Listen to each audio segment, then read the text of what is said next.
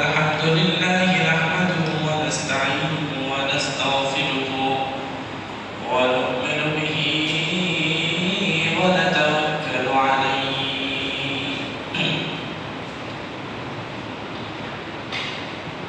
ونعوذ بالله من شرور أنفسنا ومن سيئات أعمالنا من يهد الله فلا مضل له ومن يضلل فلا هادي له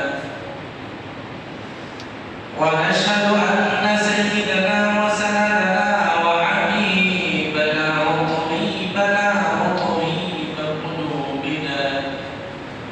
وطبيب قلوبنا ومولانا محمدا عبده ورسوله أرسله بالحق بشيرا ونذيرا بين يدي الساعة من يطع الله ورسوله فقد رشد ومن يعصهما فإنه لا يضر إلا نفسه ولا يضر الله شيئا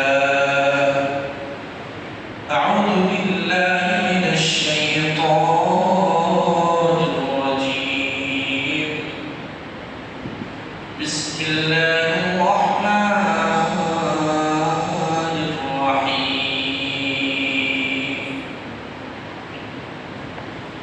وإذ صرفنا إليك نفرا من الجن يستمعون القرآن فلما حضروه قالوا أنصتوا فلما قضي ولوا إلى قومهم منذرين وقال تعالى في كلامه المجيد وفرقانه الحميد سيهزم الجمع ويولون الدبر وقال النبي صلى الله عليه وسلم يا أيها الإنسان قولوا لا إله إلا الله تفلحون إلى آخر الحديث أو كما قال عليه الصلاة والسلام توحيد کی امانت سینوں میں ہمارا آسانی مٹانا نام و نشان ہمارا بلغ العلا بکمالہ کشف الدجى بجماله حسنت جميع خصاله صلوا عليه وآله بلغ العلا بكماله كشف الدجى بجماله حسنت جميع خصاله صلوا عليه وآله زيارت مدینے کی دل میں ہے تمنا نہیں ہے میرے پاس سفر کا زمانہ بلغ العلا بکمالہ کشف الدجى بجماله حسنت جميع خصاله صلوا عليه وآله اللهم صل على محمد وعلى آل محمد كما صليت على إبراهيم وعلى آل إبراهيم إنك حميد مجيد اللهم بارك على محمد وعلى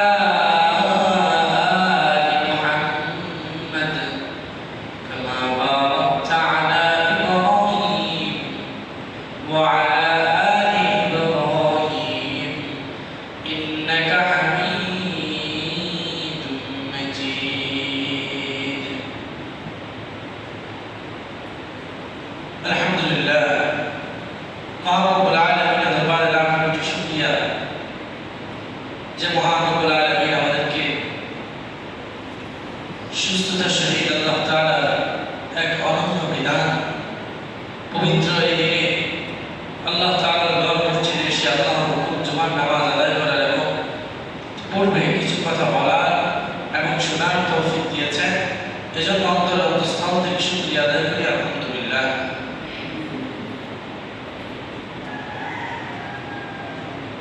আয়াত কারিমা তেলাওয়াত করেছি আমি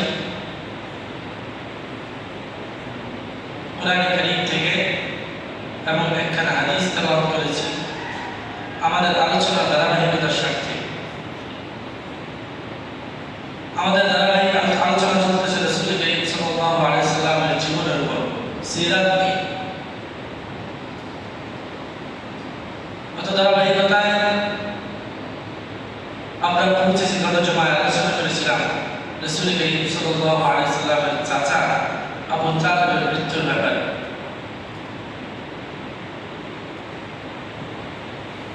অবরোধ থেকে মুক্তি পাওয়ার পর সর্বপ্রথম রাসূল কারীম সাল্লাল্লাহু আলাইহি ওয়াসাল্লামের চাচা মারা যান রজব মাসে। তার কেউ কেউ বলেছেন তার 3 দিন অথবা 3 মাস পরে দুনিয়া থেকে বিদায় নেন রাসূল কারীম সাল্লাল্লাহু আলাইহি ওয়াসাল্লামের সহধর্মিণী হযরত খাদিজা রাদিয়াল্লাহু আনহা, যিনি জীবদ্দশায় রাসূল কারীম সাল্লাল্লাহু আলাইহি ওয়াসাল্লামের জন্য এক মহান নিয়ামত হিসেবে আবির্ভূত হয়েছিলেন।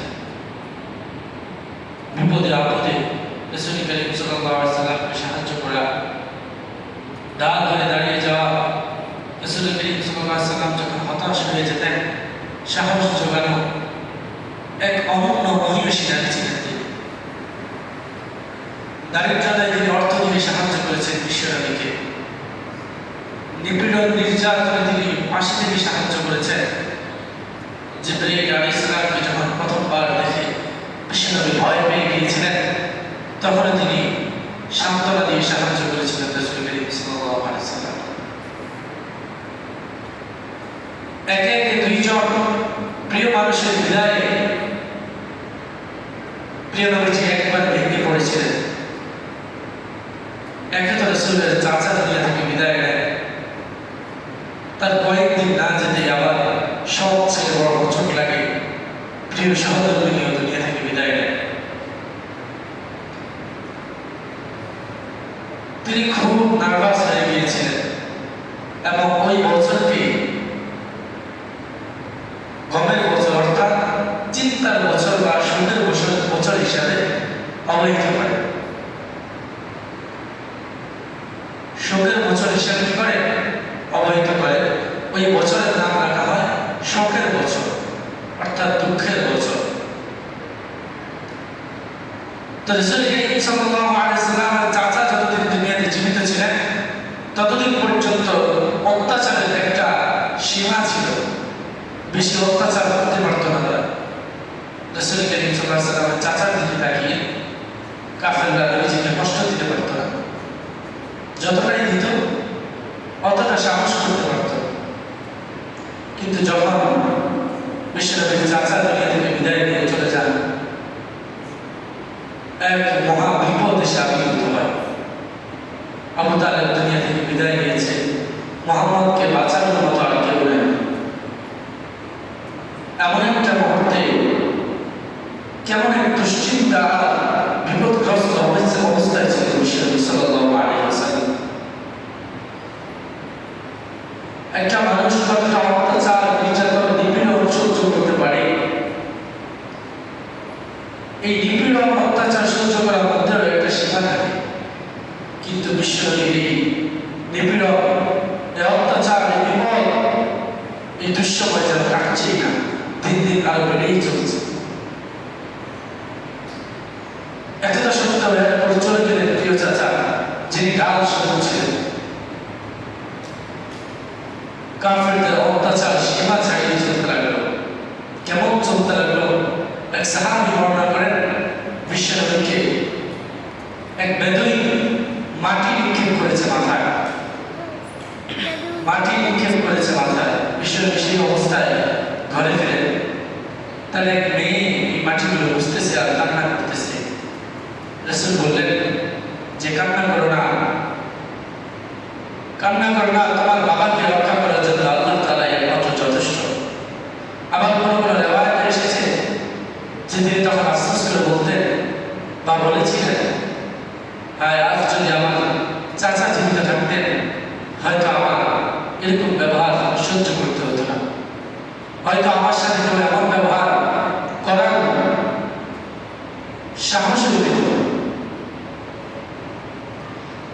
রাসূল করিম সাল্লাল্লাহু আলাইহি ওয়াসাল্লামের এই যে আফসোস, এটা শুনেই বোঝা যায় যে রাসূল করিম সাল্লাল্লাহু আলাইহি ওয়াসাল্লামের চাচা তার জন্য কতটা আশাবাদী ছিলেন। এরপর বিদায় নেওয়া, যে প্রিয় স্ত্রীর বিদায় নেওয়া, মক্কার কাফেররা তার দাওয়াত গ্রহণ করে না, একে একে অত্যাচার, নিপীড়ন, নির্যাতন বাড়তে লাগলো। অপরদিকে নিজের চাচাও নেই, অপরদিকে চলে গেলেন দুনিয়া থেকে নিজের সহধর্মীয় বঙ্গুর মন নিয়ে তিনি মক্কা ছেড়ে রওনা দিলেন শুধু তায়েফের পথে। এই ইসলামকে টিকিয়ে রাখার জন্য মুহাদ্দিসিনে কেরাম বা যারা গবেষক আছেন তারা বলেন যে কোন জিনিসগুলো মানুষকে এতটা ধৈর্য শক্তি দিয়েছে, এতটা সাহস জুগিয়েছে, এই যে শিশু ইসলামটাকে যত্ন লালন পালন করে এত বড় করেছে, এটার পিছনে অবদান কিসের? আমাদেরকে যদি কেউ অত্যাচার করে, কেউ যদি নিপীড়ন করে, তাহলে আমরা একটা জিনিস ছেড়ে দিতে বাধ্য হব। এবং সাহাবায়ে কেরাম যতটা নির্যাতন সহ্য করেছে, ততটা নির্যাতন যদি ততটা না, তার অর্ধেকও যদি কাউকে করত, ঠিক ইসলাম ছেড়ে দিত। এমন হাজারো নজির আছে পৃথিবীর বিভিন্ন দিকে, এমন হাজারো নজির আছে যে অত্যাচারের কারণে ইসলাম ছেড়ে দিয়েছে, দিন ছেড়ে দিয়েছে। আমাদের নতুন ভূমিকে আমরা দেখতে পাই ওলামায়ে কেরাম মেহনত করে, ওলামায়ে কেরাম মেহনত করতেছে এই মানুষগুলোর উপরে, কিন্তু অধিকাংশই দেখা যায় একটা দোকান করে দিয়েছে, এই জন্য সে ইসলাম ধর্ম ত্যাগ করে খ্রিস্টান হয়ে গেছে। 50,000 টাকা দিচ্ছে, এই জন্য সে ইসলাম ধর্ম ত্যাগ করে খ্রিস্টান হয়ে গেছে। তার পরিবারকে প্রতি মাসে 10,000 টাকা করে দেয়, এজন্য ইসলাম থেকে মুখ ফিরিয়ে নিয়েছে। তো মানুষের কাছে আমাদের এই যুগে এসে ইসলামের এই সামান্য মূল্যবোধ নেই, অথচ কতটা কষ্ট, সহ্য, বিপদ, আপদ, নির্যাতন সহ্য করে সাহাবায়ে কেরাম ইসলামকে টিকিয়ে রেখেছেন। শিশু একটা চারা থেকে বড় করতে করতে যেন ছাগলে না খেয়ে ফেলে, দুশ্মন যেন এটাকে দৃষ্টি না দিতে পারে, বহু যত্ন লালন পালন করে এটাকে বিশাল বড় করে ছায়া শুরু করে আমাদেরকে দিয়েছে। আর সেই গাছের ছায়াকে আমরা অস্বীকার করি। আফসোস লাগে মাঝে মাঝে। তো কয়েকটা বিশ্লেষণ করেছেন গবেষকগণ যে কোন জিনিসটা সাহাবায়ে কেরামকে ইসলামের উপর টিকে থাকতে সাহায্য করেছে, কোন জিনিসটা ইসলামকে ধরে রাখার জন্য সাহায্য করেছে সাহাবায়ে কেরামকে। তো সর্বপ্রথম যে বিষয়টা আছে সেটা হচ্ছে আল্লাহ তাআলার প্রতি অগাধ বিশ্বাস। আল্লাহ তাআলার প্রতি অগাধ বিশ্বাস ছিল তাদের। কেমন বিশ্বাস? আমরা তো ঘটনা বলেছি যে জ্বলন্ত অহংকারের পুরুষরা বলতো যে আল্লাহকে অস্বীকার করো, আল্লাহকে অস্বীকার করো। নিজের সামনে বাবা মা, ভাই বোন সবাইকে হত্যা করা হয়েছে, শহীদ করা হয়েছে, এরপরেও বলা হয়েছে যদি তুমি মুহাম্মদকে গালি দাও, আল্লাহকে অস্বীকার করো, তাহলে তোমাকে আমরা ছেড়ে দেব। কিন্তু সাহাবায়ে কেরাম বলেছেন কোনোদিনই সম্ভব নয়। হযরত বেলাল গোলাম ছিলেন, কৃষ্ণকায় যুবক, নির্যাতন নিপীড়নের মাত্রা এতটা ছিল, বাসায় ব্যক্ত করতে গেলে চোখে পানি চলে আসে, গলায় রশি বেঁধে ঘোড়ার পায়ে রশি অপর প্রান্ত বেঁধে ছুটিয়ে দেওয়া হতো, গলায় রশি বেঁধে ছোট ছেলেদের হাতে দিয়ে দেওয়া হতো, মাইলের পর মাইল চেঁচে হতো। তবুও তার মুখ থেকে একটা আওয়াজ বের হতো, আহার আহার দিন তিনি রাত সালাত করেন। তো আল্লাহর প্রতি অগাধ বিশ্বাস আস্থা, এটাই ছিল তাদের ঈমান। তারা দুনিয়ার জীবনকে তুচ্ছ করে দিয়েছে। তাদের কাছে দুনিয়ার জীবন ছিল একেবারেই তুচ্ছ। কারণ এক্সাম্পল কেউ যদি আজ আমাকে বলে যে আজকে তোমাকে 5,000 টাকা দেবো, আর যদি 1 মাস ধৈর্য ধারণ করে তাহলে তাকে 5 লক্ষ টাকা দেওয়া হবে, আমার মনে হয় না দুনিয়ায় এমন কোনো বেকুফ আছে যে 5,000 টাকা দিয়ে সন্তুষ্ট থাকবে। তাহলে দুনিয়ার এই সামান্য জীবনের ব্যাপারে কেন আমরা সন্তুষ্ট হয়ে যাই?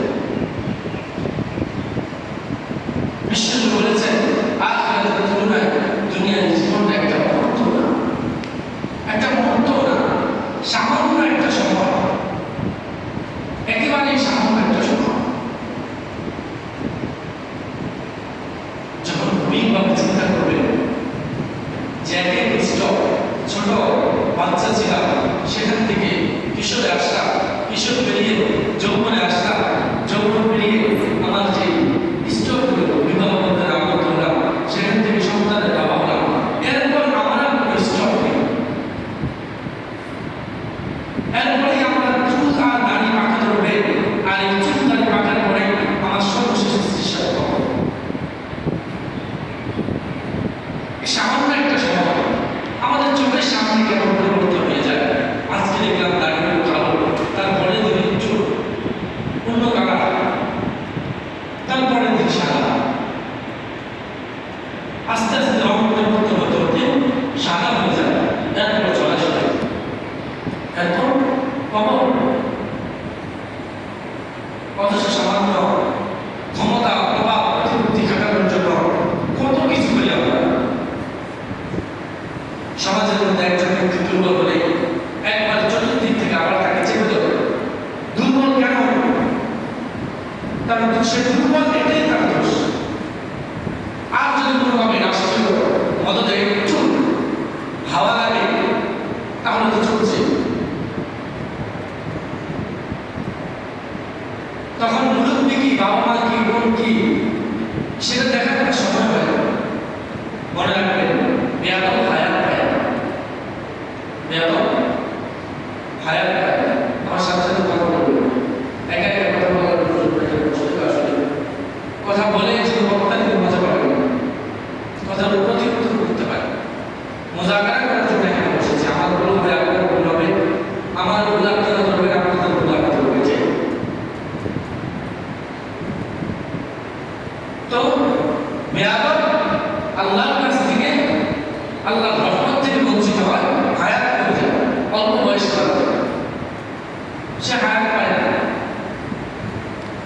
সেজন্য সামান্য দুনিয়ার টাকা পয়সা, আপনি দেখবেন আপনার টাকা পয়সা আছে, আপনারও দিন চলতেছে, যার টাকা পয়সা নেই রাস্তায় পাগল, তারও দিন যাচ্ছে, নাকি তার রাতেই থেকে যায়, তারও দিন হয়, আমারও দিন হয়, কোটিপতিরও দিন হয়, গরিব যে মানুষটা দোচারা করে ঘুমায় তারও দিন হয়।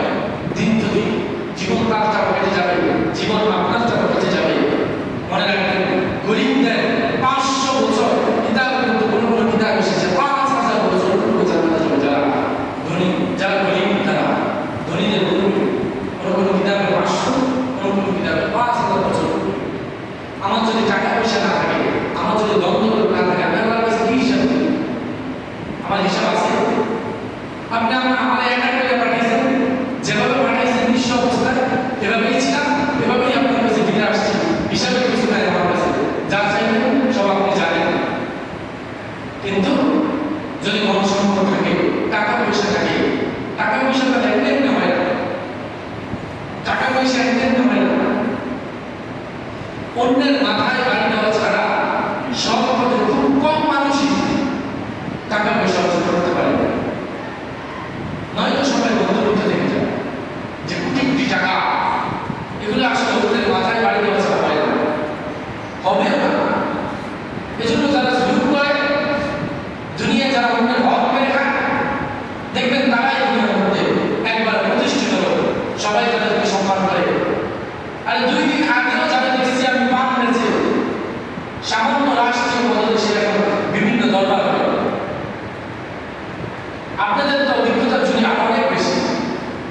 আমি তো ছোট মানুষ, আমার এই লাইফে যদি একটু দেখি যে পান বিক্রি করতে যে মানুষটা সেও এখন রাষ্ট্রীয় বিভিন্ন দরবারে গিয়ে সে প্রধান মানুষ থাকে, দরবারে হয়ে যায়।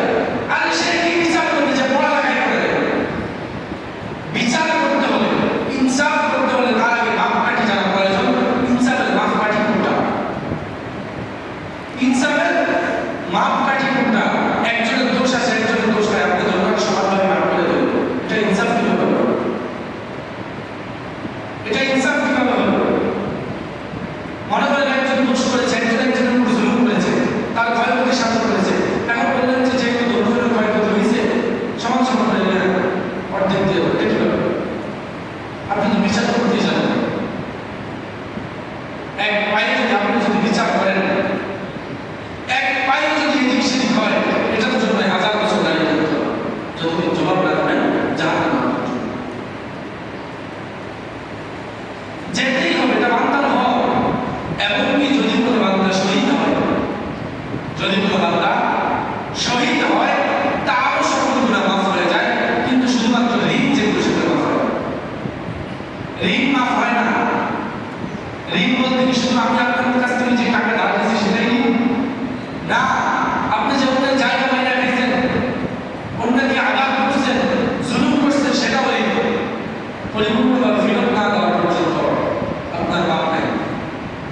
আর যেই ব্যক্তির উপর আপনি জুলুম করছেন, কি মনে করছেন সে কি কন্ট্রাক্ট নিয়ে সন্তুষ্ট হয়ে যাবে? এমনিই তো আমাদের যে সওয়াবের খাতাগুলো শূন্য, এমনি শূন্য, তার উপর যদি আমরা আরেকজনের এভাবে টাকা পয়সা বেড়ে খাই, আর যে সামান্য একটু সওয়াব হয় আসলে তারা সে পুরোটা নিয়ে যাবে, নিয়ে তো যাবেই। পরবর্তীতে যদি তার তো খাই শুরু করে দেয়, কারণ আপনারা বলবেন যে তোমার যা কিছু মন চাই নিয়ে দেওয়া দরকার, কারণ সেদিন পরিপূর্ণটা তার ইখতিয়ার থাকবে, আপনার না। আপনার তো দুনিয়ার ইখতিয়ার ছিল, সেদিন তাকে দেওয়া হবে, যার উপর জুলুম করেছেন তাকে দেওয়া হবে। সে তো সব সওয়াব নিয়ে যাবে, নিয়ে তারপর কি করবে জানেন? তার যত গুনাহ আছে সেগুলো মাপ পাওয়ার যে সামান্য একটু চান্স ছিল সেটাও শেষ, অল্প টাকা পাওয়া দরকার। আফসোস করে একটু গায়ে জোর করলে মনে করেন যে পাশে আর কেউ হাঁটতে পারে না, ওর পাশ দিয়ে হাঁটতে হলে সালাম দিতে হবে, ওর পাশ দিয়ে হাঁটতে হলে সালাম করতে হবে। অথচ আজকে যদি বিশ্বাসটা বন্ধ হয়ে যায়, এই মানুষগুলো তাকে কাঁধে বহন করে দিতে হবে। ওলামায়ে কেরাম যারা আছে,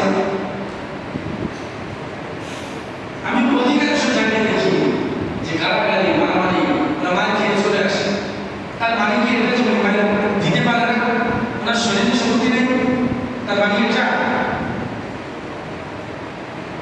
উনিও গালি দিতে পারে, উনিও আপনাকে ফিরাই দিতে পারে, কারণ আপনার শরীরে যেমন যৌবন আছে তার শরীরেও আছে, আল্লাহ তাকেও দিয়েছে। আপনি বিড়ি সিগারেট করতে দিকে কষ্ট করে ফেলতেছেন, কিন্তু তিনি তো সব কিছু থেকে মুক্ত। একজন ব্রিটিশ বিজ্ঞানী, নাম হচ্ছে চার্লস, ব্রিটিশ একজন বিজ্ঞানী নাম চার্লস, ওয়ার্ল্ড বুকের মধ্যে ওনার হিস্ট্রিতে এসেছে। আমি একটা ম্যাগাজিনে পড়েছিলাম, ওই শারীরিক একটা বিষয় নিয়ে গবেষণা করতেছে, মানুষের শারীরিক বিষয়গুলো নিয়ে গবেষণা করতেছে, যে কিভাবে মানুষ সবসময় সুস্থ থাকতে পারে, কিভাবে মানুষ সবসময় সুস্থ থাকতে পারে, ব্যায়াম করে কোন ব্যায়াম করতে হবে সে সুস্থ থাকার জন্য, কিভাবে এক্সারসাইজ করতে হবে, এগুলো নিয়ে সে গবেষণা করতেছে। তো একদিন রাস্তা দিয়ে হাঁটতে একটা মসজিদের সামনে এসে বসে গেছে জিরানোর জন্য, একটু বিশ্রাম নেবে, বসে ভিতরে তাকায় দেখতেছে মানুষগুলো জোহরের নামাজ আদায় করতেছে। কিসের নামাজ? জোহরের নামাজ আদায় করতেছে। তো তিনি খুব গভীর মনোযোগ দিয়ে দেখতেছেন যে মানুষগুলো কি করে, সামনে ও পিছনে একবার উঠতেছে একবার বসতেছে। তিনি চিন্তা একজন শারীরিক বিজ্ঞানী, একজন গবেষক, নামাজ শেষ হওয়ার পরে একজন মুসলিমকে জিজ্ঞেস করছে, হোয়াট ডু ইউ ডু? কি করতেছেন আপনি?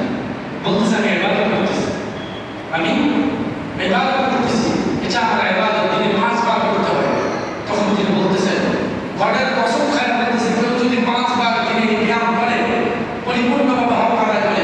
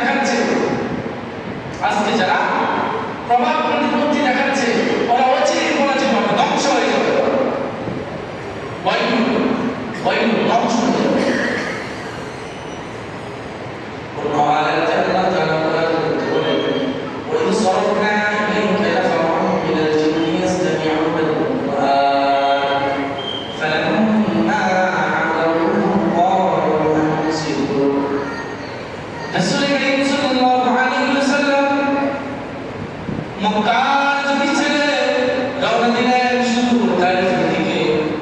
মক্কা থেকে প্রায় 60 মাইল দূরে অবস্থিত তায়েফ, প্রায় 60 মাইল দূরে অবস্থিত তায়েফ। আর কোন সামান্য সমান পথ হয়, পাহাড় টিলার উপরে বরফে পথ। বিশ্বনবী পায়ে রওনা দিলেন, তার সাথে লোক চললেন। বিশ্বনবীর আজাদ করলাম যায়েদ বিন হারিসা রাদিয়াল্লাহু আনহু বিশ্বনবীর সাথে সফর সঙ্গী হলেন। বিশ্বনবী যখন তায়েফে গিয়ে উপনীত হলেন, তায়েফের যত বড় বড় সর্দার যারা ছিল সবার সাথে দেখা করতে লাগলেন এবং তাদেরকে ইসলামের দাওয়াত দিতে লাগলেন। কিন্তু কেউ ইসলামের দাওয়াত গ্রহণ করল না। প্রত্যেকের জবাব ছিল ফিরে যান, আপনার জন্মভূমিতে ফিরে যান, আমাদের এই শহর ছেড়ে দেন।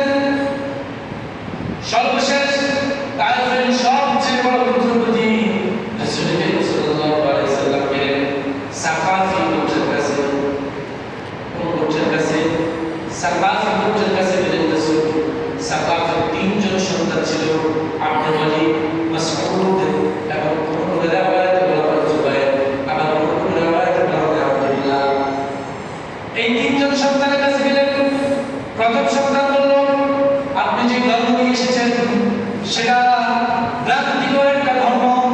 দ্বিতীয় জন বলল, আমরা আপনার ধর্ম মেনে নিতে পারবো না, আপনি আপনার শহর ফিরে যান। 3 নম্বর যে উত্তর দিল, আপনি আমাদের শহর ছেড়ে দেন, আমরা আপনাকে কোনো সাহায্য করতে পারবো না। মক্কা থেকে হতাশ হয়ে গেলেন বিশ্বনবী তায়েফে। তায়েফ থেকে আবার হতাশ হয়ে ফিরলেন। যখন তিনি পা বাঁধতে লাগলেন, ফিরে আসবেন মনস্থির করলেন। এই তায়েফের কাফেররা, এই জঘন্য লোকেরা ছোট ছোট শিশু ছেলেদেরকে টেনে দিল, যুবক কিশোর ছেলেদেরকে টেনে দিল বিশ্বনবীকে পাথর মেরে কষ্ট দেওয়ার জন্য। রাস্তার দুপাশে ছেলেগুলো দাঁড়িয়ে গেল পাথর হাতে। আমার নবী একটা কদম বাড়াচ্ছে আর পাথরের আঘাতে আঘাতে শরীরের বিভিন্ন জায়গায় রক্তাক্ত হয়ে যাচ্ছে। বিশ্বনবীর মাথা থেকে রক্ত ঝরা শুরু হয়েছে। হায় হায়, দুনিয়া অবলম্বন করতে লাগলো। পৃথিবীর সর্বশ্রেষ্ঠ মানুষটা রক্ত ঝরে জমিয়ে পড়ছে। দুনিয়া অবলম্বন করতে লাগলো। পৃথিবীর দু জাহানের বাদশা, রক্তের রঞ্জিত জমিন। হযরত যায়েদ বিন হারিসা রাদিয়াল্লাহু আনহু তার বিশ্বনবীকে রক্ষা করতে লাগলেন। দুনিয়া দেখলো যায়েদ বিন হারিসা শরীর রক্তাক্ত হয়ে গেছে। যায়েদ বিন হারিসা রক্তাক্ত শরীর নিয়ে বিশ্বনবীকে জড়ায় ধরে আছে আর বলতেছে, ইয়া রাসূলুল্লাহ, এই জঘন্য লোকদের ব্যাপারে বদদোয়া করে এই জঘন্য লোকটা যেন ধ্বংস হয়ে যায়। বিশ্বনবীর জুতা মুবারক রক্তে রঞ্জিত হয়ে গেল, পাগুলো জুতার সাথে একবারে আটকে গেল। রক্তাক্ত হয়ে বিশ্বনবী কোনো মতে ক্লান্ত শ্রান্ত দেহ নিয়ে বিষণ্ণ মন নিয়ে আশ্রয় নিলেন একটা খেজুর বাগানে। আবার লাগাতে শেষে সিরাতি পেশাব করতে আঙ্গুর বাগান থেকে আশ্রয় নিলেন। সবচেয়ে সহিষ্ণুতম যাই বিশ্বনবী আঙ্গুর বাগানে আশ্রয় নিলেন। আঙ্গুর বাগানে গিয়ে একটা দেওয়ালের সাথে হাত দিয়ে বসলেন। ওই আঙ্গুর বাগানের মালিক যারা ছিল তারা ছিল উমাইয়া বংশের, তার নাম ছিল উকবা। সে তার গোলামকে দিয়ে এক থলি আঙ্গুর বিশ্বনবীর জন্য পাঠিয়ে দিলেন। এক থলি আঙ্গুর গোলামকে দিয়ে বিশ্বনবীর কাছে পাঠালেন। বিশ্বনবী বিসমিল্লাহ বলে খাবার শুরু করে দিলেন। গোলাম ডাক দিয়ে বলল, মুহাম্মদ, এই যে ভাষা আপনি বললেন, এই ভাষা আমি কোনোদিন শুনি নাই। বিশ্বনবী তাকে কয়েকটা কথা শুনিয়ে দিলেন এবং গোলাম থেকে একটু তেলাওয়াত করে শোনালেন। ওই গোলাম বিশ্বনবীর হাতে পায়ে চুমু খেলেন, কপালে চুমু খেলেন। দূর থেকে বাগানের মালিক আর গোলামের মালিক যারা ছিল তারা বলতে লাগলো, এই ব্যক্তি আমাদের গোলামকেও মোহবিষ্ট করে ফেলেছে, জাদু করে ফেলেছে। গিয়ে বলল যে মানে এই যে ব্যক্তি আজ আমাকে যে কথাগুলো শুনিয়েছে, এই যে কথাগুলো আমাকে শুনিয়েছে, ঈসা ইবনে